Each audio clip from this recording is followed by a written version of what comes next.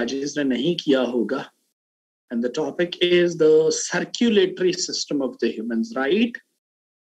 Topic is the circulatory system of the humans. मेरा ख्याल है ये दोनों बैचेस ने टॉपिक नहीं किया होगा. Is it so, participants?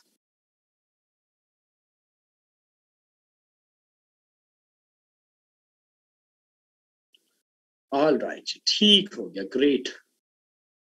Well, dear students, now onwards, we are going to talk about the circulatory system of the humans. Participants, you see कि जनाब इंसानी जिस्म जो है मुख्तलिफ सिस्टम्स का एक मजमुआ है. जैसे कि आप में से एक बैच है, उसने एक्सक्रीटरी सिस्टम को पढ़ा है, डाइजेस्टिव सिस्टम को पढ़ा है.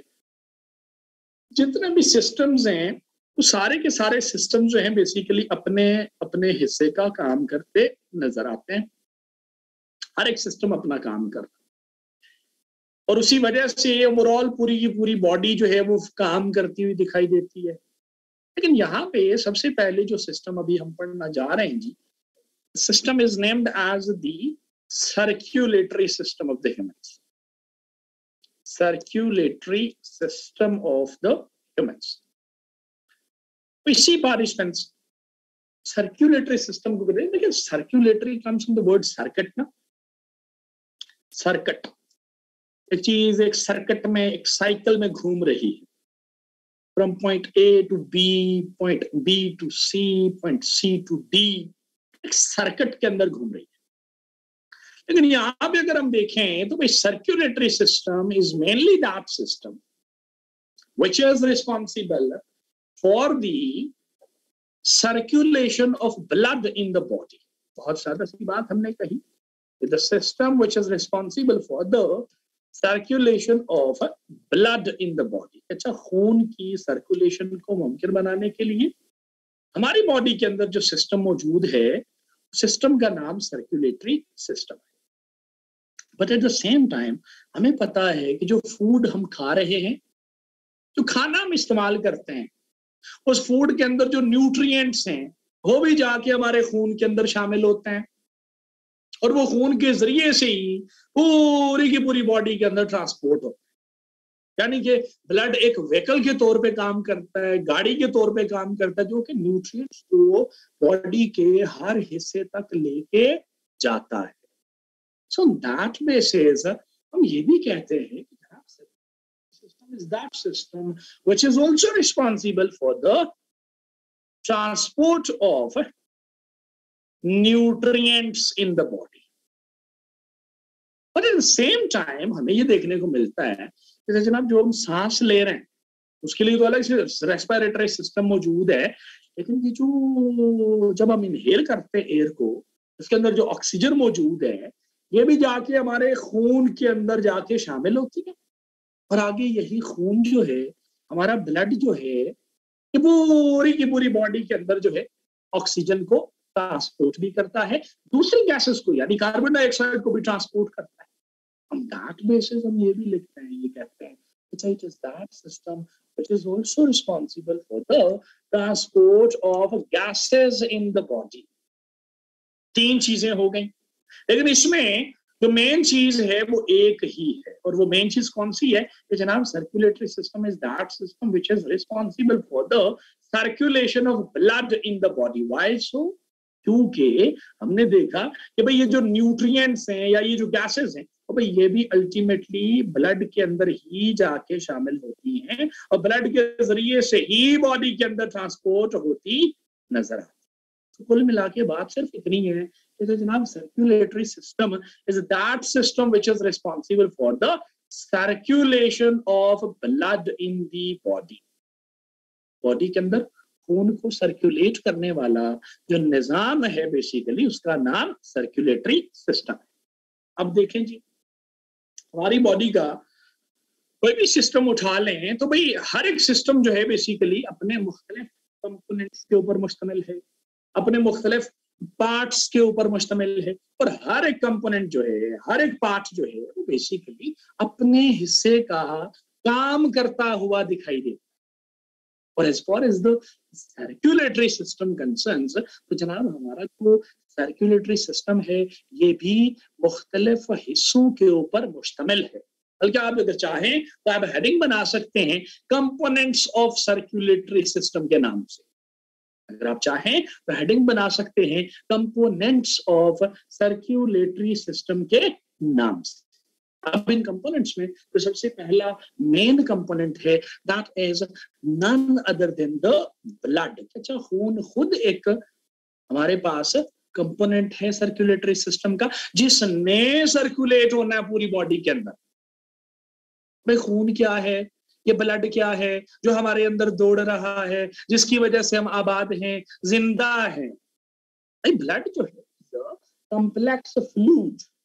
क्यों कॉम्प्लेक्स फ्लूइड है, थोड़ी देर में मुझे बताने की जरूरत ही नहीं रहेगी, आपको खुद ही समझ आ जाएगा। ब्लड इटसेल्फ एक कॉम्प्लेक्स फ्लूइड है। Why so? पार्टिसिपेंट्स, अगर हम अपने खून को देखने की कोशिश करें, अगर इंसानी खून को देखने की कोशिश करें, तो वी फाइंड कि जनाब हमारा जो ब्लड है, ह्यूमन ब्लड जो है, इट कंसिस्ट ऑफ प्लाज्मा। इसके अंदर क्या मौजूद है? प्लाज्मा मौजूद। अच्छा, प्लाज्मा मौजूद है। अब भाई ये प्लाज्मा किस बला का नाम है? अब ये प्लाज्मा किस बला का? भाई प्लाज्मा कोई मुश्किल चीज नहीं है। प्लाज्मा इटसेल्फ जो है एक फ्लूइड है, और ये हमारे खून के अंदर जो है तकरीबन 55% मौजूद है। 55% हमारे खून का हिस्सा जो है दैट कंसिस्ट ऑफ प्लाज्मा। और ये प्लाज्मा जिसको हमने कहा फ्लूइड है, और भाई इसको फ्लूइड कहना बनता भी है, जायज भी है। क्यों? और भाई प्लाज्मा को देखें तो प्लाज्मा के अंदर हमें पानी मौजूद मिलता है। ऑलमोस्ट 90% जो प्लाज्मा है it consist of water. Plasma को अगर हम देखें तो भाई प्लाज्मा का 8% हिस्सा जो है बेसिकली कुछ सॉलिड्स के ऊपर मुश्तमिल है, कुछ मिनरल्स के ऊपर मुश्तमिल है। दे में इंक्लूड, अच्छा जनाब कुछ मुख्तलिफ चीजें, जैसे कैल्शियम है, जैसे मैग्नीशियम है, जैसे पोटाशियम है, जैसे सोडियम वगैरह है। तो कुल मिला के हमारे प्लाज्मा के अंदर 8% मौजूद, और बाकी जो 2% प्लाज्मा का हिस्सा बचता है that consist of gases. Mainly हमारे पास ऑक्सीजन है, मेनली हमारे पास जो है बेसिकली कार्बन डाइऑक्साइड गैस मौजूद है। तो हमारे खून का 55% हिस्सा जो है it consist of what? Plasma. अच्छा, 55% हिस्सा हमारे खून का प्लाज्मा के ऊपर मुश्तमिल है। इसका मतलब ये हुआ कि अच्छा 45% कुछ और भी हमारे खून के अंदर मौजूद। और वो जो कुछ और हमारे खून के अंदर मौजूद है, अगर हम उसको देखने की कोशिश करें, तो वी फाइंड पार्टिसिपेंट्स कि हमारे खून के अंदर we are having the presence of blood cells. अच्छा, ब्लड सेल्स मौजूद। और ब्लड सेल्स को अगर देखें तो पार्टिसिपेंट्स हमारे पास एक नहीं, हमारे पास 3 मुख्तलिफ किस्म के ब्लड सेल्स मौजूद। फॉर एग्जाम्पल, नाम आपने सुना होगा रेड ब्लड सेल्स। इनको आप अगर चाहें तो आप इरिथ्रोसाइट्स का नाम भी दे सकते हैं। जिनको अगर आप नंबर 2 पे अगर आप देखें तो हमारे पास व्हाइट ब्लड सेल्स मौजूद हैं, WBC हैं। अगर आप चाहें तो ल्यूकोसाइट्स का नाम भी दे सकते हैं। नंबर 3 वाले तो मशहूर जमाना है, हमको पता है, जब नवाज शरीफ साहब के खत्म हो गए थे और अभी तक पूरे नहीं हुए, पता नहीं कब पूरे होंगे, अल्लाह करे अब पूरे हो जाए, खान तो जाने वाला है। प्लेटलेट्स मौजूद, प्लेटलेट्स मौजूद, प्लेटलेट्स मौजूद। प्लेटलेट्स अगर आप चाहें तो आप इनको थ्रोम्बोसाइट्स का नाम भी दे सकते हैं। प्लेटलेट्स मौजूद। तो भाई हमारे खून को अगर देखें, अपने खून को देखें, तो हमारे खून का तकरीबन 45% हिस्सा जो है that consist of the blood cells. और ब्लड सेल्स को अगर देखें तो भाई हमारे पास 3 किस्म के ब्लड सेल्स मौजूद है। रेड ब्लड सेल्स हैं, व्हाइट ब्लड सेल्स हैं, और नवाज शरीफ साहब प्लेटलेट्स मौजूद है। नाउ वी सी तो जनाब ये जो चल रहे जी, अब सेल्स की बात हो ही गई है तो थोड़ी थोड़ी बात कर लेते हैं इनके ऊपर भी। कमिंग टू द इरिथ्रोसाइट्स और रेड ब्लड सेल्स, अगर हम थोड़ा सा देखने की कोशिश करें तो वी फाइंड पार्टिसिपेंट्स कि जो red blood cells they are red in their colour, red in colour, लाल रंग के होते हैं। इनको अगर देखें तो शेप की अगर बात करें तो द इनकी शेप जो है बाइकनकेव शेप हमें देखने को मिलती है, बाइकनकेव शेप है। काम की बात करें तो बड़ा जरूरी काम करते हैं, और क्या जरूरी काम करते हैं वो भाई, इनके अंदर मौजूद होती है रेड प्रोटीन हीमोग्लोबिन, और हीमोग्लोबिन जो है वो गैसेस को कैरी करती है, ऑक्सीजन को कैरी करती है, transport of gases, transport of gases बिलखसूस ऑक्सीजन। इसको देखना इनका काम है भाई। ये जो रेड ब्लड सेल्स, इनका जो एवरेज लाइफ स्पैन है, इनकी जो जिंदगी है बेचारों की, दैट इज ओनली 120 डेज या 4 मंथ्स। क्या लें आप इनको, तो भाई ये हमारे पास मौजूद है, हमारे खून के अंदर मौजूद है। ना सिर्फ ये, नंबर 2 पे हमारे पास जो मौजूद है, अच्छा हमने कहा व्हाइट ब्लड सेल्स मौजूद। व्हाइट ब्लड सेल्स को अगर देखें, WBCs को अगर देखें, तो भाई इनका रंग अगर हम देखने की कोशिश करें, जांचने की कोशिश, कलरलेस, कोई रंग नहीं होता। भाई व्हाइट ब्लड सेल्स की शेप को अगर देखें तो they are round in their shape. अच्छा, राउंडेड शेप है, राउंड शेप। काम की अगर बात करें तो बड़ा इंपॉर्टेंट काम है इनका। क्या काम है, और भाई ये हमारी बॉडी के अंदर जब कोई चीज बाहर से दाखिल होती है, कोई बैक्टीरिया, कोई वायरस, कोई और पैथोजन, तो ये उसके खिलाफ जो है ऐलान जंग करते हैं। They are responsible to defend the body against the foreign invaders। अंदर फौज है हमारे खून के अंदर पूरी की पूरी, SSG कमांडोज मौजूद है हमारी बॉडी के अंदर, खून के अंदर। कौन? White blood sales.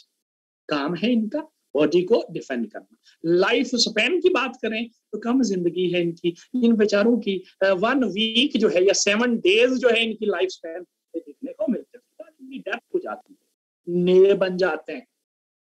ना सिर्फ ये, now coming to the Nawaz Sharif sahab, Nawaz Sharif साहब के जो सेल्स कम हो गए थे अब पूरे हो जाएंगे इंशाल्लाह। आप देखेंगे आने वाले दिनों में कैसे पूरे होते हैं, बल्कि ज्यादा हो जाएंगे और हेल्दी भी हो जाएंगे। जनाब थ्रोम्बोसाइट्स को अगर देखें, प्लेटलेट्स को अगर देखने की कोशिश करें, तो भाई प्लेटलेट्स का कोई रंग नहीं होता, ये भी कलरलेस। ये भी क्या है? कलरलेस। शेप की बात करें, ना तो बाइकनकेव ना round, they are oval in their shape, oval in their shape.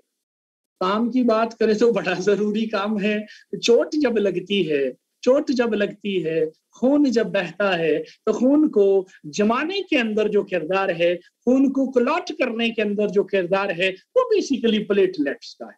अच्छा, ब्लड क्लॉटिंग के अंदर जो है ये इन्वॉल्व दिखाई देते। और इनकी लाइफ स्पैन की बात करें, ज्यादा लंबे अरसे तक जिंदा रहने की सलाहियत रखते हैं, ज्यादा लंबा खेल सकते हैं, मंथ्स टू इयर्स इनका एवरेज लाइफ स्पेन जो है वो हमें देखने को मिलता है। तो बड़ी सादा सी बात होगी। अच्छा, ये वो चीजें हैं जो कुल मिला के हमारे खून को बना रही हैं। तो अगर इतनी सारी चीजें हमारे खून के अंदर मौजूद हैं, तभी तो हमने कहा ना कि भाई ब्लड जो है ये बेसिकली एक कम्प्लेक्स फ्लूइड है, और ये ब्लड जो है ये सर्कुलेटरी सिस्टम का एक कंपोनेंट है, और इसमें हमारी बॉडी के अंदर जो है सर्कुलेट होना होता है। अच्छी बात होगी, बहुत अच्छी बात हो गई। अच्छा, वो चीज हमारे पास है, खून है जिसमें पूरी की पूरी बॉडी के अंदर सर्कुलेट होना है। ठीक है जनाब, सर्कुलेट होना है, हमें तो नहीं सर्कुलेशन होगी।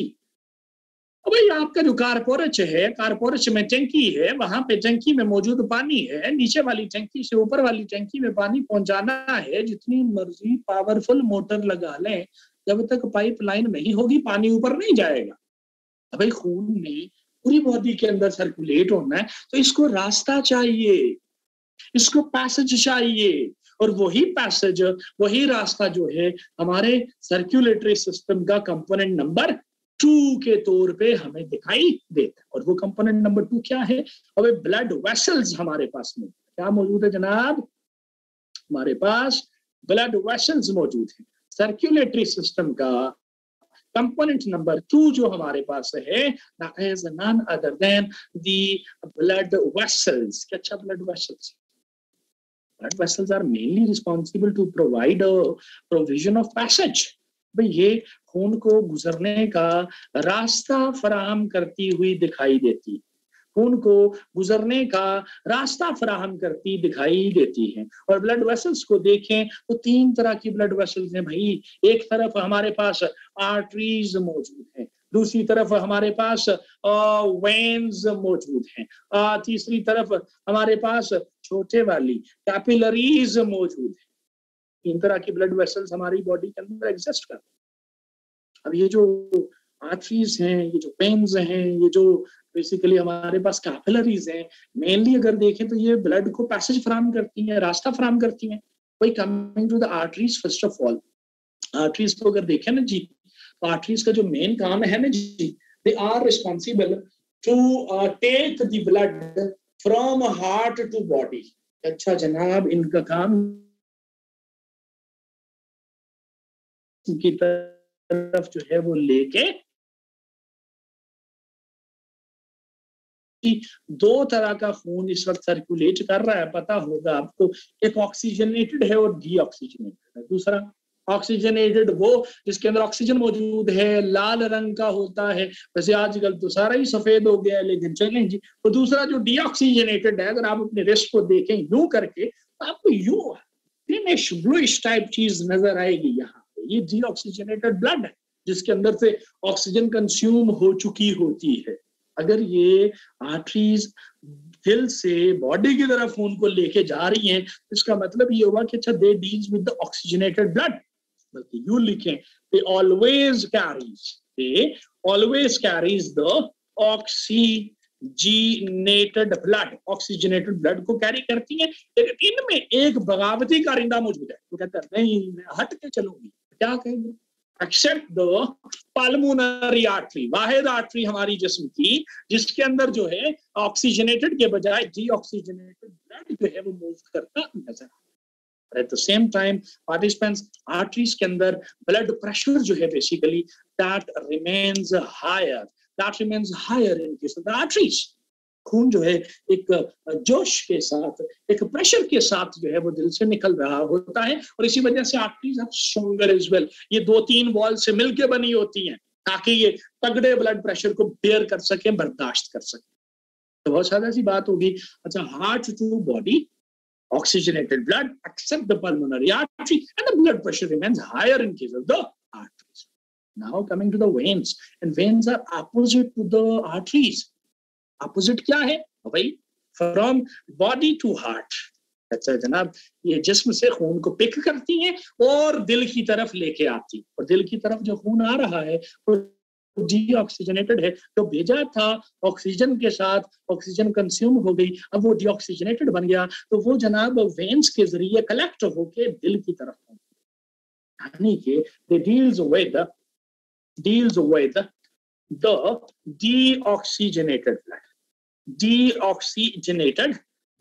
deoxygenated blood को डील करती हैं। एक्सेप्ट द, इसमें भी बगावती कारिंदा है, एक्सेप्ट द पल्मोनरी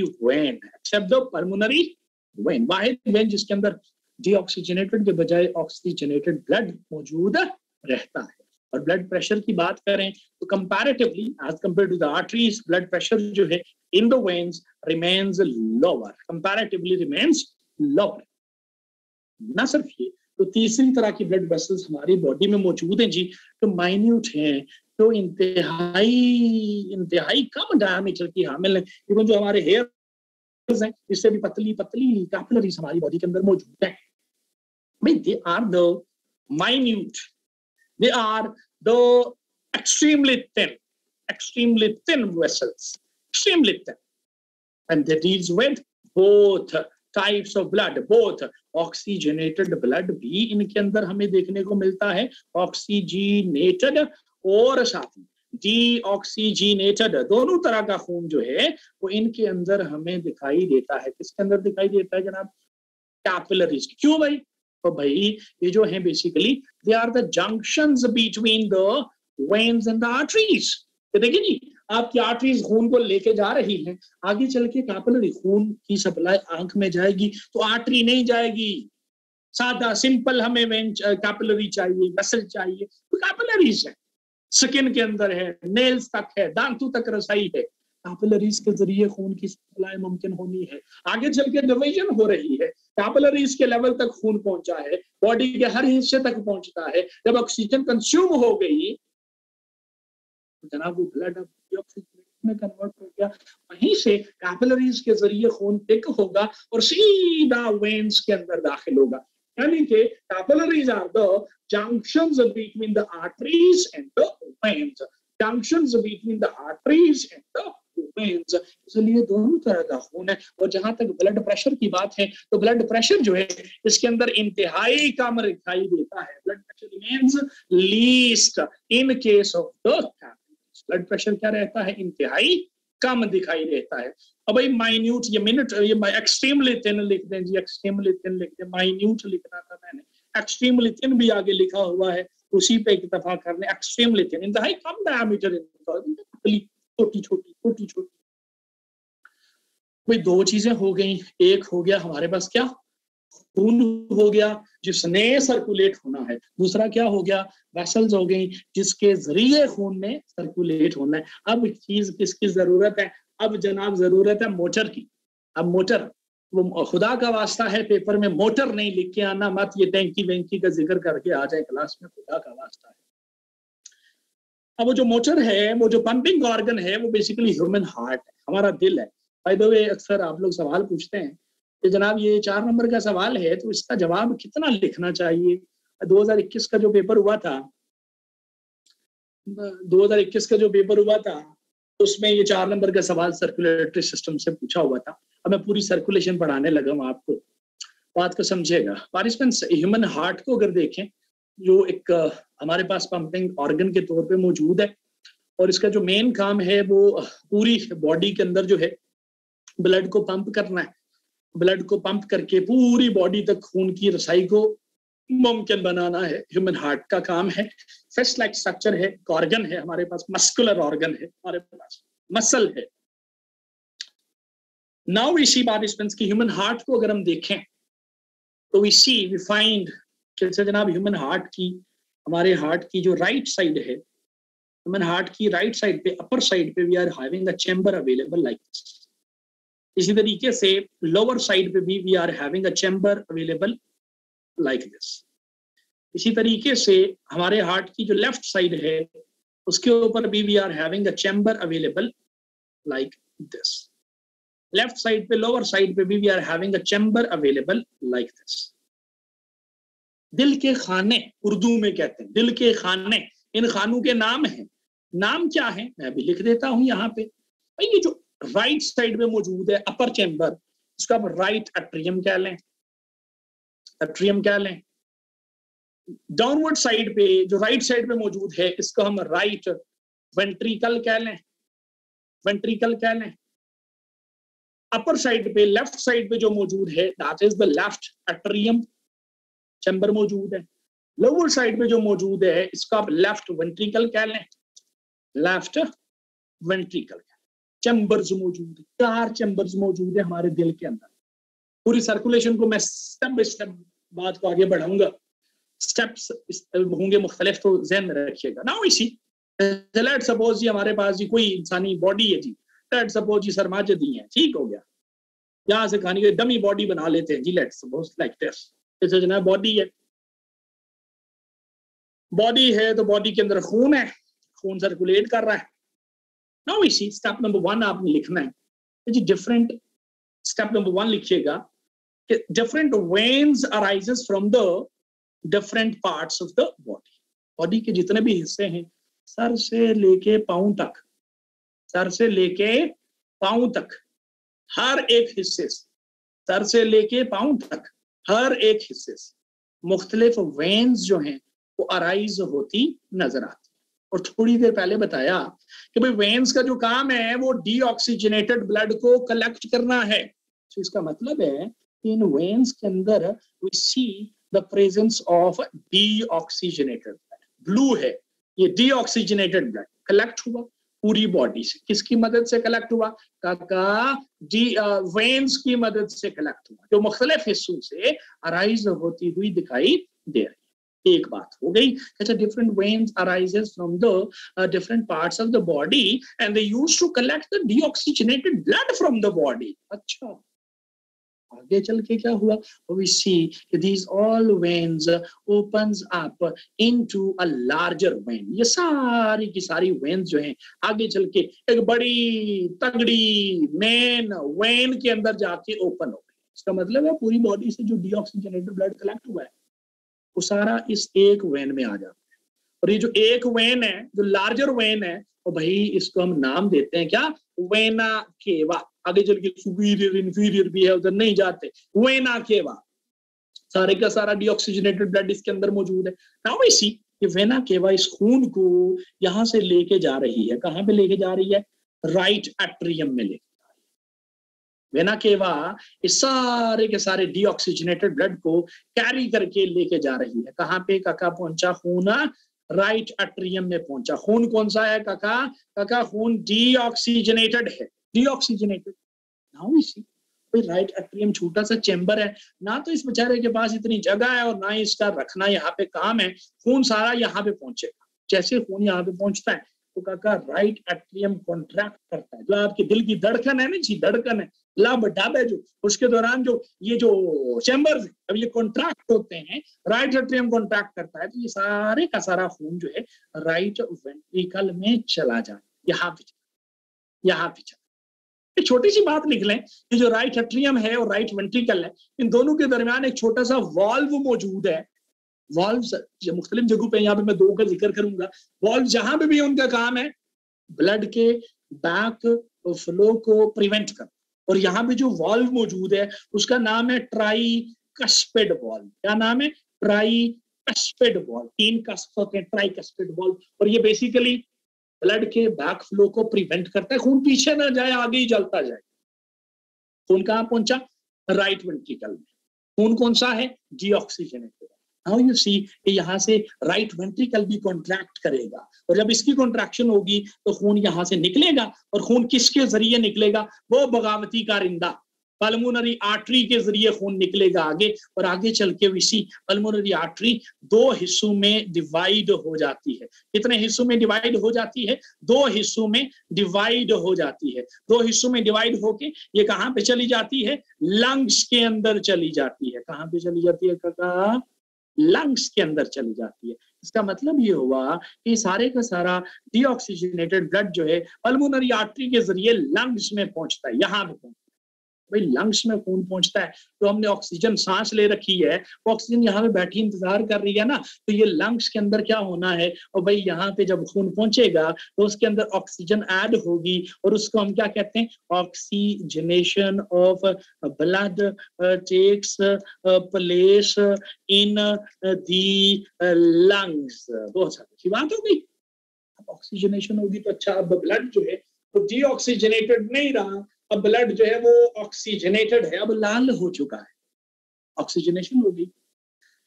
ऑक्सीजनेशन होने के बाद खून ने यहाँ पे नहीं रहना, यहाँ से बाहर निकलना है, आगे पहुंचना है इसने। और इसको यहाँ से निकालने के लिए वो बगावती कारिंदा पल्मोनरी वेन जो है वो यहाँ से ब्लड को दोनों लंग से निकलेगी, आगे ज्वाइन होके ये पल्मोनरी वेन सारे का सारा खून लेके हमारे दिल की लेफ्ट साइड जो है यानी लेफ्ट एट्रियम जो है वहां पे लेके चली जाती है। अब लाल हो गया है, अब खून लाल हो गया है, यानी कि ऑक्सीजनेटेड। यस, ये सारे का सारा खून लेफ्ट एट्रियम में पहुंचेगा। किसके जरिए? पल्मोनरी वेन के जरिए। एक बात हो गई।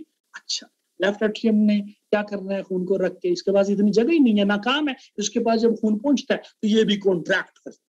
जब ये कॉन्ट्रैक्ट करता है खून आगे जाता है। कहां जाता है? लेफ्ट वेंट्रिकल में जाता है। अब इन दोनों के दरमियान भी एक छोटा सा वाल्व मौजूद है जिसको हम बाइकस्पिड वाल्व कहते हैं, और इसका काम भी बैक फ्लो को प्रिवेंट करना है ताकि खून आगे बढ़े, पीछे ना आए। खून कहां पे है? Left ventricle. By the way CSS के एमसीक्यूज भी है, वाज़ेह तौर पे देख भी सकते हैं। हमारे दिल की जो राइट साइड है that deals with the deoxygenated blood, और हमारे दिल की जो लेफ्ट साइड है that deals with the oxygenated blood. तो भाई खून कहां पे है? लेफ्ट वेंट्रिकल में मौजूद है। यहाँ इसने भी क्या करना है? खून को रख के ये भी कॉन्ट्रैक्ट करेगा और ये कॉन्ट्रैक्ट करेगा तो क्या खून यहाँ से निकलेगा, निकल के कहाँ पे जाएगा, और भाई हमारे दिल से एक मेन आर्टरी निकल रही है जिसका नाम जो है एओर्टा है, ट्योटा क्रोला से याद रखें, एओर्टा निकल रही है, और एओर्टा के अंदर खून चला गया सारे का सारा। अब ये ओटा आगे चल के 3 हिस्सों में डिवाइड होती है। इसका एक हिस्सा जो है वो हमारे गर्दन मुबारक और सर मुबारक में चला जाता है, उधर खून की सप्लाई पे मामूर है। दूसरा हिस्सा शोल्डर्स और आर्म्स की तरफ निकल जाता है, इधर ब्लड की सप्लाई पे मामूर है। और इसका तीसरा हिस्सा लोअर बॉडी में चला जाता है, और आगे चल के इसकी डिवीजन होती रहती है। किडनी में जाती है तो रीनल आर्टरी बन जाती है, सर में जाती है तो कैरोटिड आर्टरी बन जाती है, और फिर खून पहुंचेगा बॉडी तक, फिर ऑक्सीजन कंज्यूम होगी, फिर वेन्स के जरिए कलेक्ट होगा, फिर वेना केवा में पहुंचेगा, फिर राइट एट्रियम में, फिर राइट वेंट्रिकल में, फिर लंग्स में, फिर वहां से लेफ्ट एट्रियम में, फिर लेफ्ट वेंट्रिकल में, फिर से एओर्टा के अंदर, एओर्टा के अंदर, और फिर बॉडी में। और जब तक ये सिलसिला चल रहा है तब तक हम जिंदा हैं, सांस ले रहे हैं। जब ये सिलसिला रुक जाएगा तो यकीन माने इन्ना लिल्लाहि व इन्ना इलैहि राजिऊन हो जाएगा। और ये जो सारा सिलसिला है ये ब्लड की, हार्ट की पंपिंग की वजह से हुआ। इसको हम कहते हैं डबल सर्कुलेशन ऑफ ब्लड। एक वक्त में 2 तरह का खून हैंडल किया जा रहा है। कौन हैंडल कर रहा है? ह्यूमन हार्ट हैंडल कर रहा है। राइट साइड डीऑक्सीजनेटेड ब्लड के, लेफ्ट साइड ऑक्सीजनेटेड ब्लड के। So this is the story D students. क्या हाल है आपके? ठीक है, खैरियत से?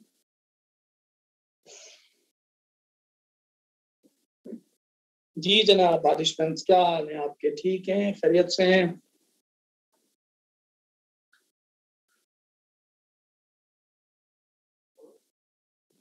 जी जनाब, ये एक बैच था जिसने बायोलॉजिकल साइंसेस का कोई भी टॉपिक नहीं पढ़ा हुआ था। कौन सा बैच था वो जिनका बायो का पहला टॉपिक हुआ आज? 26। क्या हाल है आपके? ठीक है?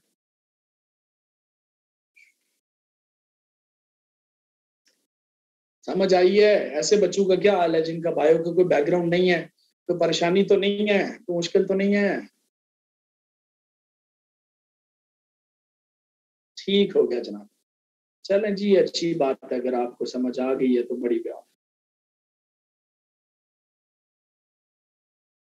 अच्छा, ये शाहिद खान का सवाल देखें जी चैट बॉक्स में। सारे लोगों से गुजारिश है कि शाहिद खान का सवाल देखें। सर आपने बताया नहीं कि 4 मार्क्स के लिए कितना आंसर लिखना चाहिए, और मैं तुहाडे सदके जा, और तुहाडे सदके जा, और तेनू शर्म नहीं आ रही शाहिद खान? और ने डबल सर्कुलेशन उसने पूछी है, इसके ऊपर कितने सफे तुम लिख सकते हो? 1 सफे में जवाब आता है ये, खुदा का वास्ता है। और यार वो कौन लोग हो तुसी? और पाकिस्तानी कौम आगे में मुझे कौम पे गुस्सा आया हुआ है, तो आज शाहिद खान साहब आप आ गया। शाहिद साहब किथे हो तुसी? शाहिद साहब,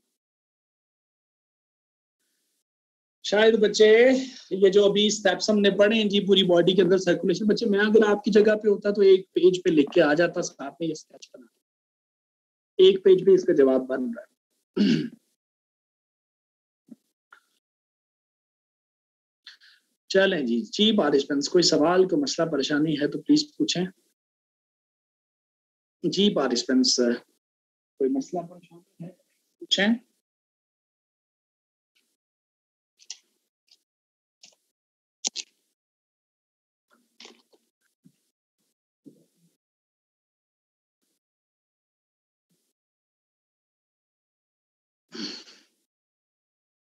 वॉल्व का नाम फिर से बता दें, मैं बता देता हूँ। एक का मैंने बताया ट्राइकस्पिड वॉल्व, और दूसरे का बताया बाइकस्पिड वॉल्व। मैं लिख देता हूँ बोर्ड पे, एक सेकंड, मुझे बोर्ड कहाँ गया? मारुख बच्चे, मैं लिख देता हूँ, एक सेकंड मुझे है? हाँ, मैं लिख देता हूँ। ये जो राइट साइड पे है ये बेसिकली ट्राइकस्पिड वॉल्व है, ठीक है? जो राइट साइड पे है वो ट्राइकस्पिड वॉल्व है, मैं लिख रहा हूँ यहाँ पे ट्राइकस्पिड वॉल्व है। और जो लेफ्ट साइड पे है वो बाइकस्पिड है, बाइकस्पिड। ये कस्प्स होते हैं, सी लाइक स्ट्रक्चर्स मौजूद है वहां पे स्पेस पे।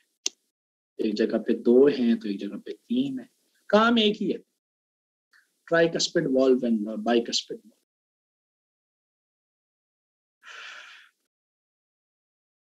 जी जनाब पार्टिसिपेंट साहब, ठीक है? सवाल है, परेशानी है तो प्लीज पूछें। I am here to address your queries.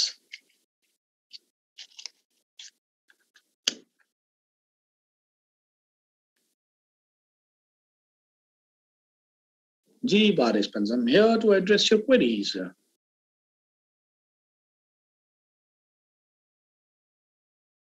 लिशिबा पूछ रही हैं कि सर इस बार के एक्सपेक्टेड क्वेश्चंस बता दें। मैं यहाँ पे माहिर नजूम बैठा हूँ, जिसको ये पता हो कि इस बार एग्जामिनर ये पूछेगा।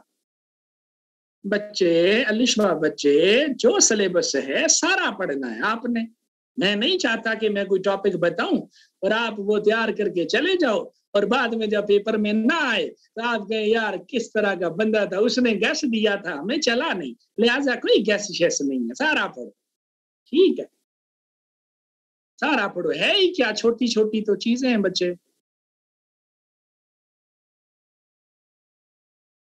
है ही क्या, छोटी छोटी तो चीजें हैं बच्चे। 6 घंटे बैठे पूरी बायो हो जाती है, यकीन माने। आप सिर्फ करने वाले बने, 6 घंटे की गेम है सारी। 6 घंटे से ज्यादा टाइम है ही नहीं इसमें। लिटरली पूरी बायो का जितने टॉपिक्स है 6 घंटे से ज्यादा नहीं है।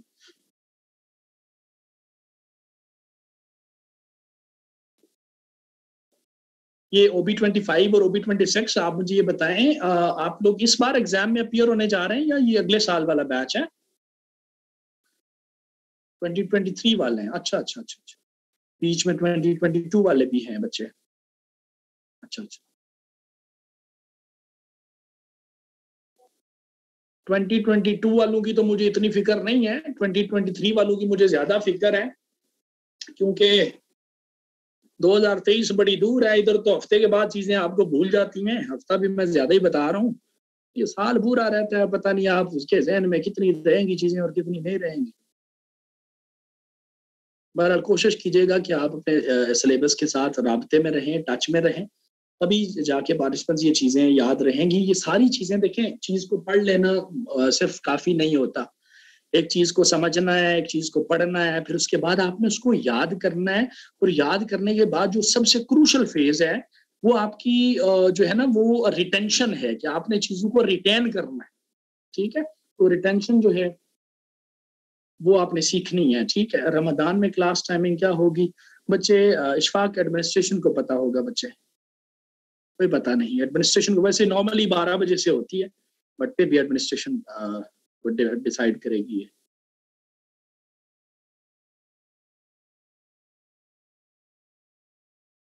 अलबत्ता अफ्तार से पहले पहले, इससे पहले जो सीन होता रहा है क्लासेस का, अफ्तार से पहले पहले जो है वो क्लास जो है वो हो जाती है आपकी। इधर से हम टाइम बढ़ा दे दिया करते हैं, 2:30 के बजाय क्लास जो है वो 12 बजे शुरू हो जाती है। और रमजान में एक और चीज भी होती है कि रमजान में क्लास 3 घंटे की नहीं होती, 2.5 घंटे की होती है, विदाउट एनी ब्रेक। 5-7 मिनट का पॉज लेते हैं या 10 मिनट का पॉज लेते हैं बीच में। अदरवाइज जो है देखते हैं इस बार क्या पता स्ट्रैटेजी थोड़ी सी तब्दील हो। मैं कुछ भी इस पे कमेंट नहीं कर सकता, जो भी हुआ कल पता चल जाएगा। कल रोजा है और तमाम लोगों को मेरी तरफ से रमजान मुबारक भी। और दुआओं में याद रखिएगा जी पार्टिसिपेंट्स, खुदा आपका भी हामी और नासिर हो और मुझे भी दुआओं में याद रखिएगा। जो है वो रमजान का मुबारक महीना है, हमें अल्लाह की ज़ात जो है इससे फायदा उठाने की तौफीक अता फरमाए। यार मुबारक जी, बहुत शुक्रिया। तो कोई सवाल नहीं है आपकी तरफ से तो thank you very much dear students for bearing with me. इंशाल्लाह अगली क्लास में आपके साथ मुलाकात होती है जी। गॉड ब्लेस यू ऑल जी, हैव अ